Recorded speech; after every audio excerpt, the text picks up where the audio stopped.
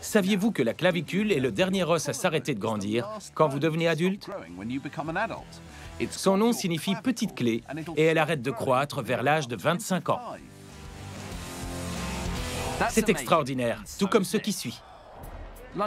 Il est midi dans une rue ordinaire d'une ville ordinaire. Mais cette ville abrite un homme extraordinaire. Il s'appelle Neil. Pourrez-vous deviner son secret? Est-il le chanteur de yodel le plus grave d'Angleterre? Non. Observez-le. À côté d'autres personnes, c'est plus facile. Oui, Neil est l'homme le plus grand du Royaume-Uni.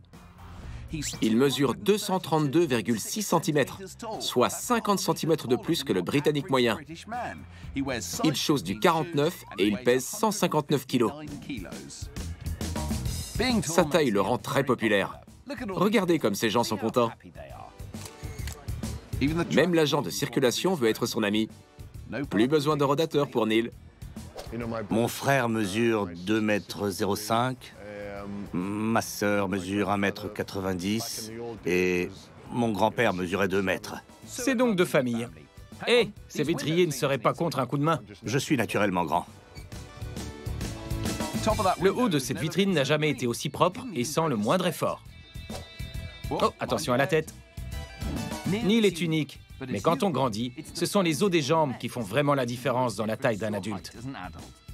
Ils croissent dans les deux sens et leur taille est inscrite dans votre ADN. C'est bien d'être différent. Et si vous en faites un avantage, vous pouvez décrocher la lune. Et Neil est bien plus près d'elle que nous. Ça, c'est extraordinaire. Saviez-vous que le cerveau humain était irrigué par 160 000 km de vaisseaux sanguins? C'est 4 fois le tour de la Terre. Waouh, c'est extraordinaire. Tout comme ce qui va suivre. Nous vous emmenons sur les hauteurs abandonnées d'une ville ordinaire pour assister à un authentique exploit. Prêt à en prendre plein la vue? Voici John Farnworth, petit génie du football freestyle. Il détient 5 records du monde et peut réaliser 107 jongles avec le tibia en 1 minute. Il sait aussi jongler avec le bout du pied, en faisant des tours du monde, en faisant tourner le ballon sur sa tête ou encore avec les talons. Ce roi du jonglage s'entraîne plus de 40 heures par semaine.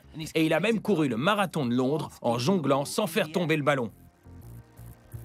Mais quel est donc le secret de John? Croyez-moi si vous le voulez, le secret de sa réussite est logé dans son cerveau. Certaines figures sont plus difficiles que d'autres, mais elles demandent toutes beaucoup de concentration. La partie avant du cerveau, la plus grosse, que l'on appelle le lobe frontal, nous permet de penser, de prendre des décisions et d'apprendre.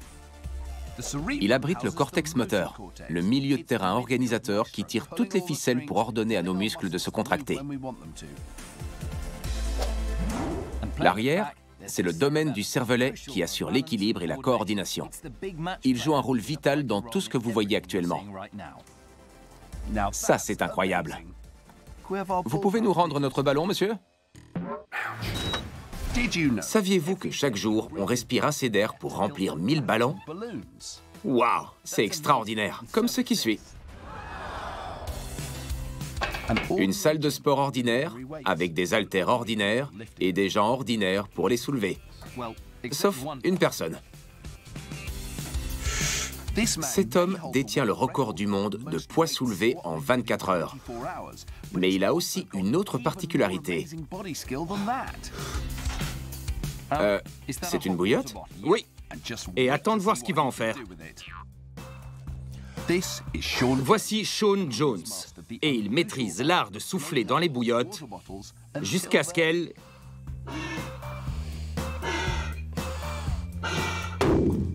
explose. Il a des poumons très puissants. Carrément. Sean détient le record du monde de l'explosion de bouillotte le plus rapide. Mais pourquoi il fait ça? J'ai commencé à vouloir faire exploser une bouillotte lors d'un stage d'entraînement pour développer mon souffle. Gonfler une bouillotte en plastique est 50 fois plus difficile que souffler dans un ballon de baudruche. Comment le corps extraordinaire de Sean parvient-il à faire ça? Même si cela semble facile en le regardant faire, Sean a le pouvoir incroyable d'agrandir ses poumons plus que la moyenne en les remplissant de beaucoup plus d'air. En plus, les muscles très développés de sa poitrine, de son diaphragme et de son ventre font qu'il arrive à souffler avec tant de force qu'il fait exploser la bouillotte. Ça lui a pris des années d'entraînement pour réussir à le faire aussi rapidement. Je m'entraîne 2 fois par jour, le matin et le soir, avec en moyenne 3 ou 4 bouillottes par jour. Les gens qui présentent une grande capacité respiratoire peuvent envoyer l'oxygène partout dans leur corps plus rapidement. Mais n'essayez pas chez vous. Laissez ça aux professionnels. Saviez-vous que même si les cheveux humains ont l'air très fins, ils sont parmi les fibres les plus solides de la planète? C'est vrai? C'est extraordinaire. Comme ce qui va suivre. Voici une ville très ordinaire, avec un salon de coiffure très ordinaire. Il y a beaucoup de monde aujourd'hui. Heureusement pour ce monsieur, ça va être rapide. On fait quoi aujourd'hui? Dégager sur la nuque et le tour des oreilles? Mais attendez, c'est vrai. Voici Sam Smith, le poilu. J'ignore d'où lui vient son surnom, mais c'est l'homme le plus poilu de Grande-Bretagne. Il n'a pas un poil sur le caillou, mais il se rattrape sur le reste du corps. Sam est recouvert de poils qui mesurent jusqu'à 15 cm.